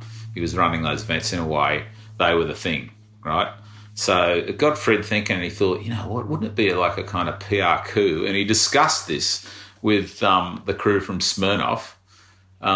Wouldn't it be a PR coup if we had a woman compete in the Smirnoff Pro? Because look at the fuss they made over Billie Jean King. So the guy from Smirnoff said, yeah, I think that's a great idea. And so Fred decided to invite Laura Bliss, who was a great surfer in Hawaii at the time, to the Smirnoff Pro. And she was just going to surf in a heat with some of the men. And so Laura surfed in the 73 Smirnoff Pro, and I think she beat one guy, the Australian Rick Nielsen, brother of Paul Nielsen. And, it being the day, Rick was really brokenhearted about this, and he just felt like he was just completely emasculated, gosh, beaten by a woman. Anyway, this led to the development of the women's tour by a circuitous route. At the time in Hawaii, there was a thing called the women's hui, and they ran all the contests in Hawaii, and they did ding fixing classes for women. It was girls only, and the contest organizer for the women's hui was a lady called Patty Panisha, and Patty was enlisted by the women's hui to go to Fred and say, "Why'd you pick Laura? Like, there's lots of us." Okay, so Patty went and bearded Fred. You can imagine Fred's like they didn't call him Deadhead Fred Hemmings for nothing. And here's this scrappy young Italian girl who'd moved to Hawaii about 3 or 4 years before and just fallen for the place. And she went and saw Fred and said, "Listen, you've got to start including more women." So the very next year, there were 6 women in the Smirnoff Pro, and this went on until there was a full-on women's tour in Hawaii, with lots of prize money and a lot of success, and that was way before women's surfing took off around the world. So Billie Jean King. But I love it. yeah. So Laura's success, though, in that contest led her to be invited to a show on CBS that was called like some kind of like Ultimate Sportswoman or something. And so she went on and she competed with 5 other sportswomen from around America in a full-on reality TV bonanza. One of those people was Billie Jean King. And Billie Jean had by then moved to Maui. She had a condo on Maui. And she struck up a friendship with another resident of Maui, a woman whose name will be very, very familiar to students of professional surfing, named Margot Oberg. So Billie Jean and Margot got to be pretty good friends. And at the time, various women were trying to get pro surfing going. And by 1980, that was in the hands of Debbie Beecham. Debbie was a California girl, and she was trying to plan out like a path for women's pro surfing, and she couldn't figure it out. And Billie Jean at the time was getting going with the women's version of the ATP, right? Mm-hmm. Which was just a big success down the track. And Margot asked Billie, "What should we do?" And Billie Jean said, "Well, why don't you just start your own association? Like, you're killer. Like, just make something happen." And so, sure enough, they started a women's version of the IPS, and everything started rolling. The rest is history. So, Billie Jean King. Boom. So that's one. Right. That's in tune with the modern zeitgeist, right? That feels like it was programmed by the simulation because of so many things that lines up in the WSL in the last several years. But we're not going to go down that rabbit hole because we'll be here for 10 hours. That's it, yeah. So, how Australia's first big pro event narrowly escaped a drug bust. This is a good one. You got one drug story in there. That was good. Yeah, one drug story. Why not? What the heck? So, this goes back to Graham Cassidy. And Graham Cassidy was a newspaper man who had fallen in love with surfing when he wandered down the beach with some of his mates from the Sydney's inner west. He wandered down to Manly Beach during the 1964 World Contest, and he saw the greatest surfers in the world, and he saw all the girls who'd gone down there to watch these greatest surfers in the world, and he thought to himself, surfing's gold, I've got to get into it. And so he moved to Cronulla, he started surfing. He was working for a big publishing empire in Australia, back then known as Fairfax, the Fairfax Press. And he started writing a surf column in the Fairfax Press. He got involved with Midget Farrelly, trying to promote little pro contests here and there. And he was indefatigable, Cassidy. He just persistently drove surfing into the mainstream press, even when there seemed like there was no reason for it. Anyway, 1973, big year, Cassidy got the editor of a very classy weekly newspaper in Australia called the National Times to do a lifestyle feature about surfing and how it was the new sport. It was the next big thing. It was waiting to blow up, okay? And about a week or so after that story ran, he got a phone call from Coca-Cola's New South Wales marketing executive. a guy called Stuart Litchfield. And Stuart said, we want in on this crazy new sport. What can we do? So Cassidy dreamed up this thing he called the Surfabout.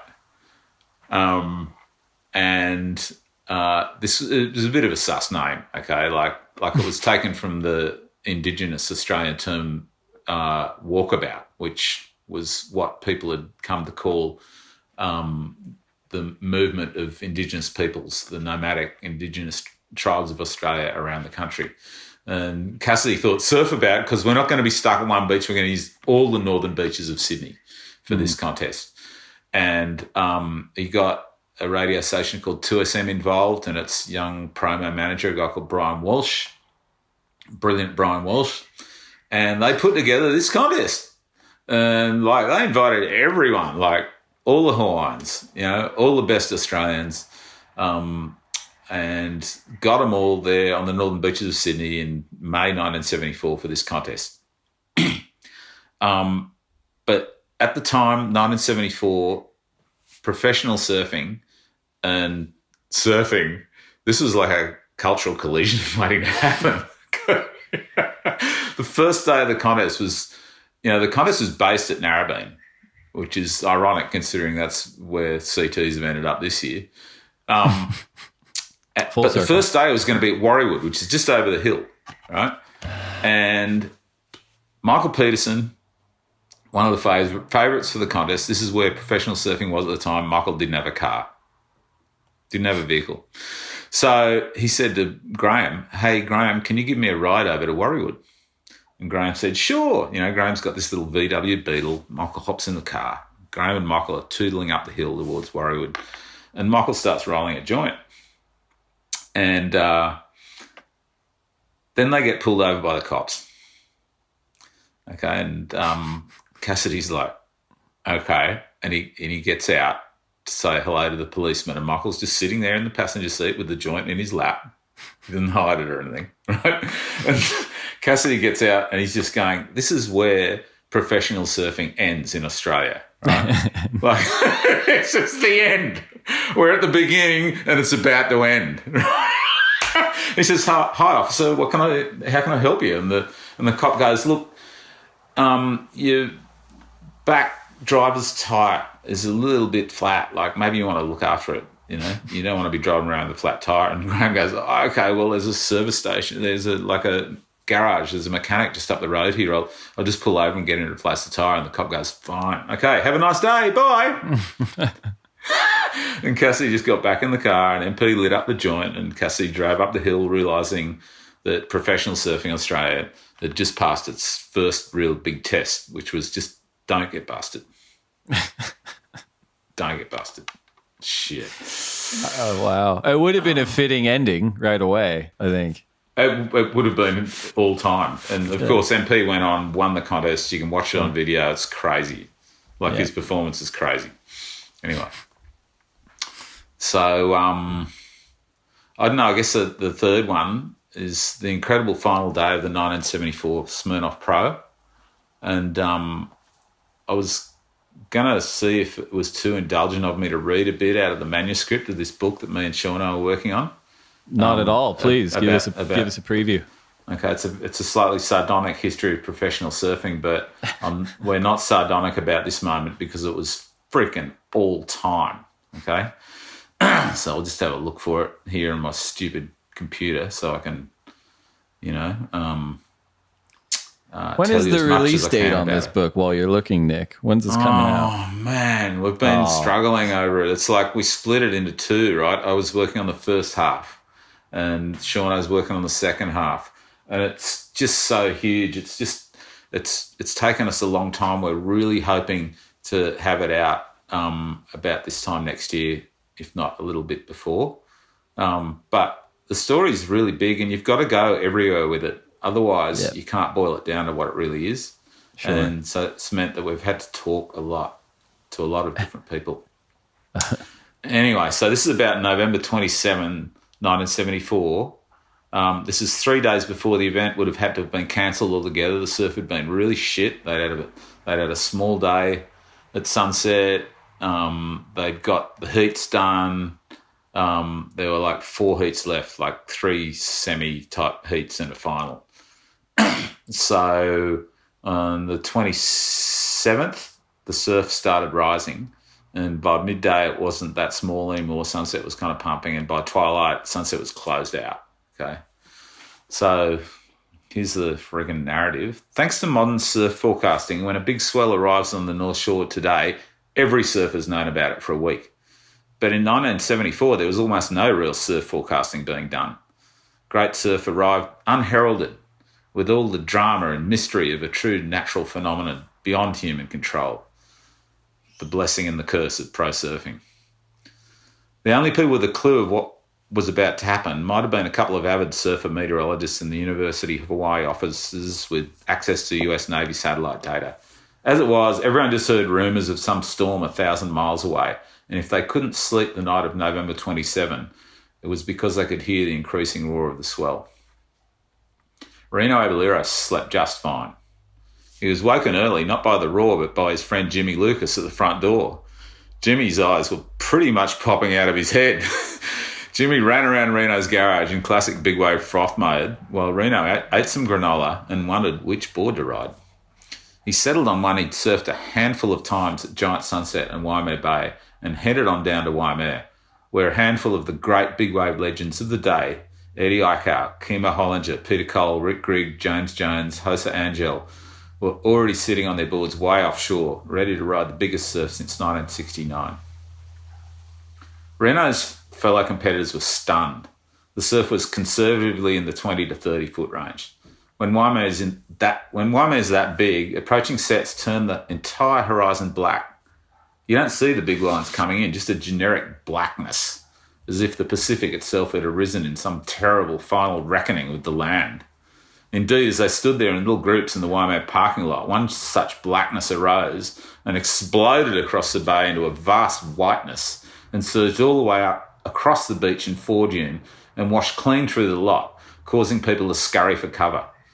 17-year-old Mark Richards, who, along with Sean Thompson and Wayne Bartholomew, had been one of 3 alternates for the event and only scraped in after Wayne had paid Mark's entry fee for him, couldn't believe his eyes. Doubt surged through all their veins, but Fred Hemmings wasn't having any of it. Like the crew already in the lineup, Fred was made of old school stuff. He'd won the Makaha contest twice. He'd been world champion against the odds. He'd been on Duke's own surf team. His event fee was on the line. The road into Waimea was already jammed in either direction with potential spectators. The promoter and the surfer in Fred could sense this was a great day ready to happen. Later, he saw it as a day of reckoning when the young would-be professionals were able to find their true selves in the prehistoric power of surfing's outer edge. Later, MR would send him a framed and signed picture thanking Fred for sending him out that day. Now, as Fred talked with Jeff Hackman, who'd been the sole competitor to tackle a preheat warm-up surf that morning, he made his call. He double-dared his uncertain quarterfinalists. You don't think it's rideable? What if I go out and catch a wave and ride it? Will you guys surf then? Now, people who were there all tell this story in a slightly different way, but they all remember that moment and their accompanying realisation, oh shit, he means it. Fred really was dead ahead. Off to the side, Reno rubbed wax across the decks of his 2 boards, the favourite and the backup, considering his options. Back in 1968 in Puerto Rico, he'd been the teen sensation, the MR-style kid on the rise, riding his thin knife of a board with immense flair and style. Now he was 24 and famously graceful, even regal. On land, he was always dressed to the nines. In the water, he was word perfect, precise, low-slung, fast and unflappable. Almost nobody knew the origins of this princely Hawaiian's act. Reno was, in fact, from hard and unprivileged stock. His father was a pro boxer who'd become involved in the dangerous Honolulu gambling scene. He was shot to death when Reno was just a boy. Things did not improve for some time. But Reno's mother had given him and his 5 siblings a golden piece of advice. Just because you kids are poor doesn't mean you need to look poor, she told him. Reno saw this as the origins of his precision and his elegance, as a desire to assert himself in the face of the world. Looking sharp made him feel sharp. So when Fred called the contest on, Reno didn't question it, just picked a board and went. Just 4 heats were surfed that day. Nobody tried to evict the big wave legends from the lineup. Nobody would have succeeded in doing so, even if anyone was foolish enough to try. Instead, the competitors surfed side by side with these incredible characters, trading waves, freaking out, and in some cases being guided through the experience of riding the biggest surf they'd ever seen. James Jones had a terrible wipeout, slipped his spine out of joint, back into place again, and kept surfing.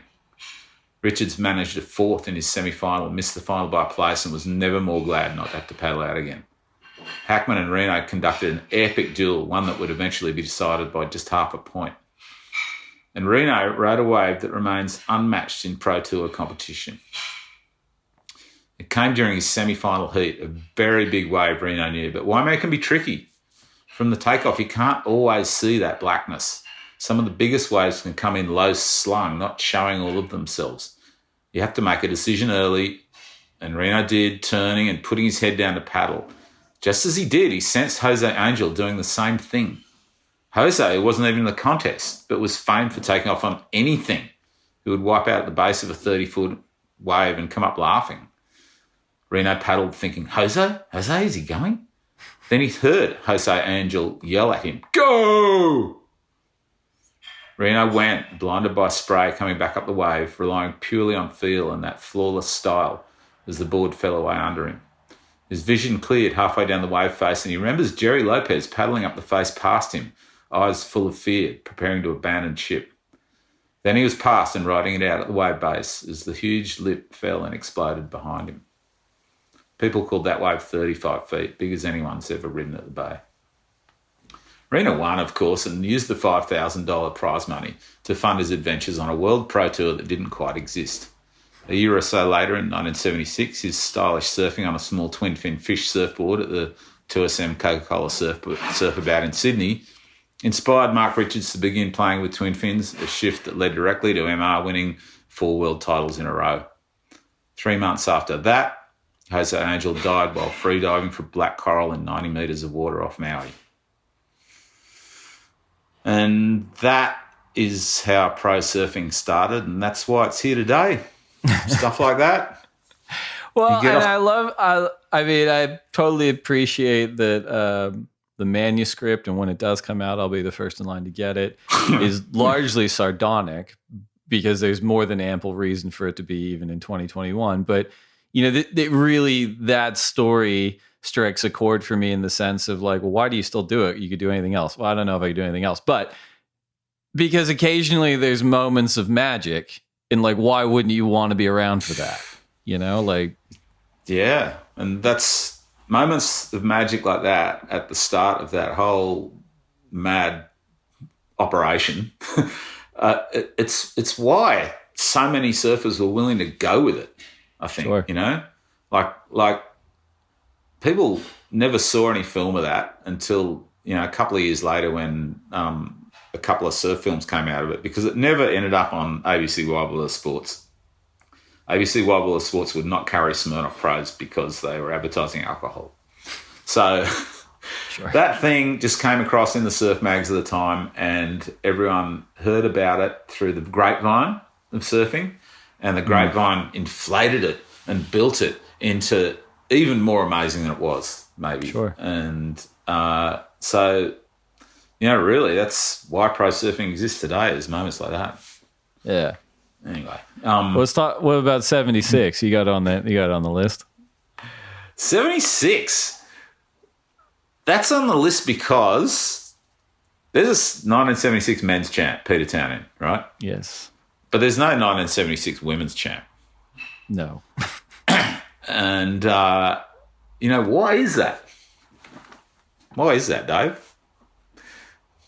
I never heard the story, but it's plagued me forever, because anytime it requires clarification literally every time it comes up, where it's like, oh, well, who was the world champion 76 for the women? I'm like, there wasn't one. 77. Yeah. Well, the first thing to know about this is that there hadn't been a world champ for ages by now.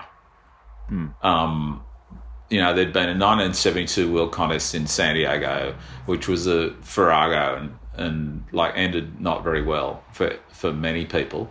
And And then there'd been this gulf, this interregnum, the International Surfing Association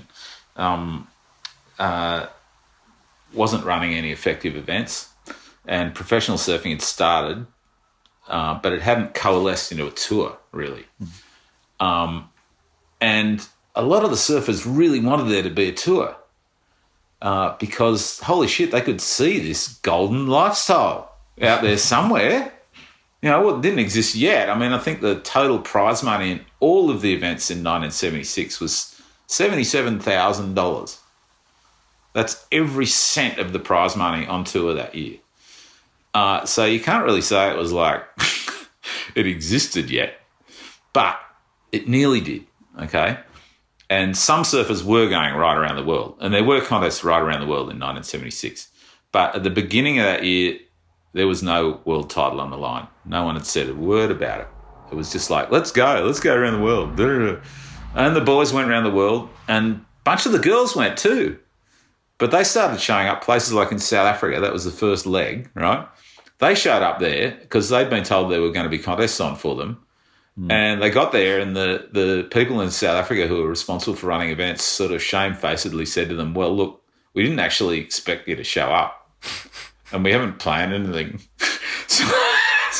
So they just went, okay, and then they went to Brazil where the girls were greeted with open arms and had a great time. But the men's events were ticking over and people were surfing in them. And by October that year, it became obvious to some of those men and to some of the people who were really interested in seeing a world tour happen that maybe they could construct a world championship out of that year's events. And it was a bit weird because nobody knew they were doing it. Like no one who was going around surfing in these events knew they were competing for a world title. Then suddenly in October, it's like, okay, we've got all these points that we've sort of added up from the contest, and guess what? You know, PT and Ian Cairns are winning, and and you've got 3 contests and a way to change that. Let's see what you got, right? And so PT ended up winning. And he did the best in those 3 events anyway, so you could say, fair enough, okay, far out. But there was no such agreement made by the women. And this is because for most of the tour, there'd been no prize money in the women's events. And they just didn't feel like, as a group, they didn't feel like it was a great idea to present a world title when they hadn't even known they were going for it. In that way, you might say they had a little more integrity than the blokes. I was going to say. So you know, example number 14 trillion that women had standards when the men maybe. Yeah, that's right. And so they got together and said, I guess there's no world title for the women this year, but we'll have one next year in 1977, won by Margot. All right. Mm-hmm. There's one person who really doesn't agree with this, and that's Jericho Poplar. Sure. Now, Jericho goes back and she looks at how it would have been with the points and how she'd gone that year in 76, and she sees that she definitely would have been world champion that year if they'd done the same thing as they did with PT and the men's. And to this day, she's got a torch for that world title. It didn't happen. And, you know, who knows, at one point someone might say, okay, you can have it. But they haven't said that yet. Anyway, I get the impression that she's talked to PT about this, because I'm almost certain that when he was on the podcast, he was on episode 1, he brought it up. He's like, well, you know, Jericho did pretty well. Man, it's interesting that, like, of all the world champions, I think PT is the one who has really, you know, made it work for him. Mm. You know what I mean? Like, it's a real treasure in his life, that world title. You know, even though it was constructed at the last minute, and even though maybe there's some surfers from that world that year who are kind of like, well, you know, if I'd known, I would have done better in, like, New Zealand in April or some shit. Sure, yeah. Right? Sorry. PT really owns that world title, and he's really carried it through his life. And he's really like clear about it, that he's a world champ, that he's there with Kelly and with MR and with my brother and with Tom Curran and all of them.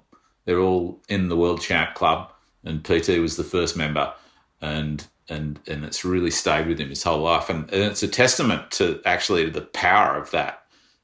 You know, for the people who win a world title, it's a hugely defining moment in their lives. And if you won 2 of them, they don't get less defining, you know. Sure. And it's that it carries tremendous power in the surf culture, I think. Anyway, so that was that one. And what's number 5? We got the last one here. I guess number 5 is funny because like the first really big 3 sponsors of professional surfing were a caffeine-based energy drink, basically the energy drink of the 70s, Coca-Cola, right? An alcohol company selling vodka, and a cigarette company selling tobacco. And the cigarette company was Gunston, and it was based in South Africa. And Gunston was just all time. Like they did these ads, men make Gunston great.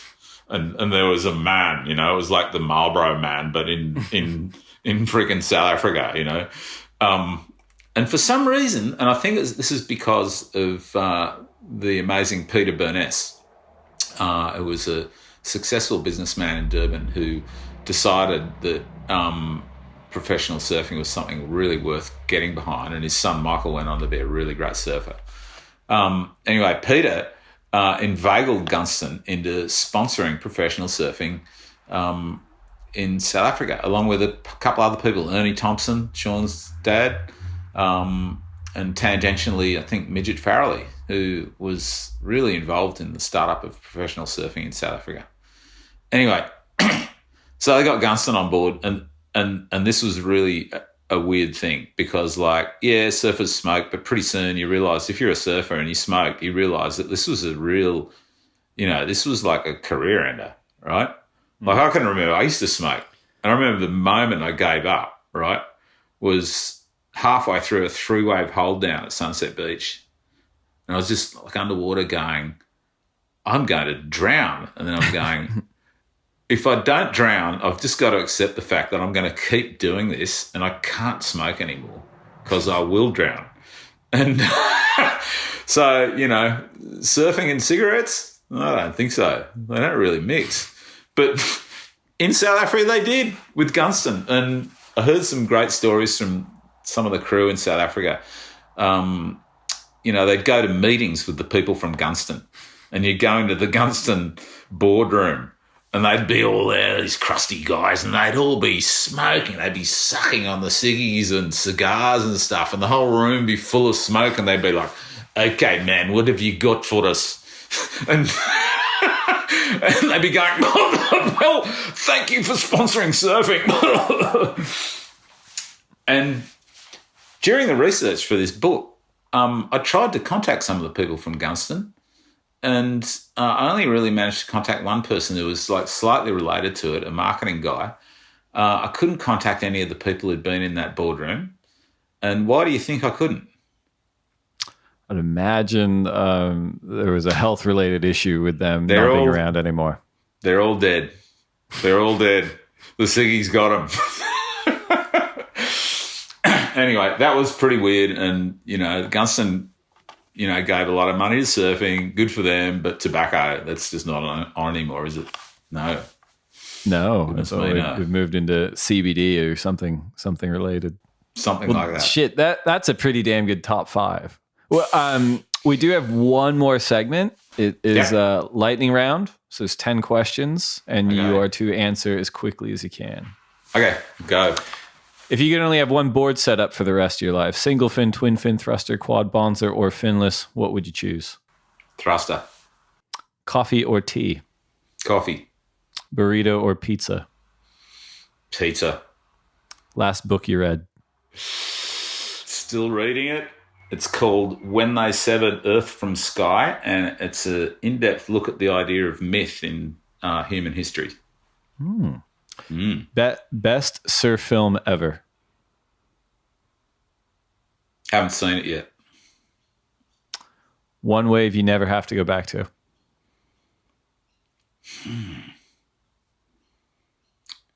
Wow. I can't answer that fast. I don't know what it is. All the waves I've ever ridden, I've always thought, wow, this would be so great. I guess I'll never surf pipe again, maybe backdoor.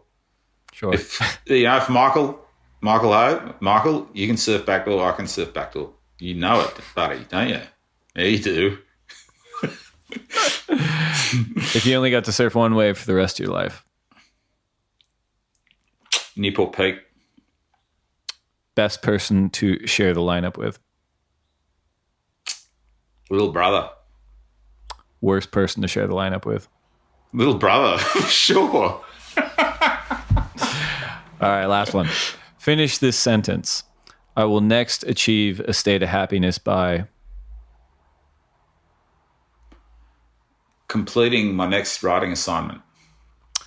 Nick Carroll, thank you so much for coming on the lineup. Tell people where they can read your writing and where they can check you out. Well, I write a lot for surfline.com. That's a pretty good place. Write in various magazines and stuff too, but and a lot of writing that you would never notice, TV stuff and that in Australia. But yeah, surfline.com. It's my favorite website. It should be yours.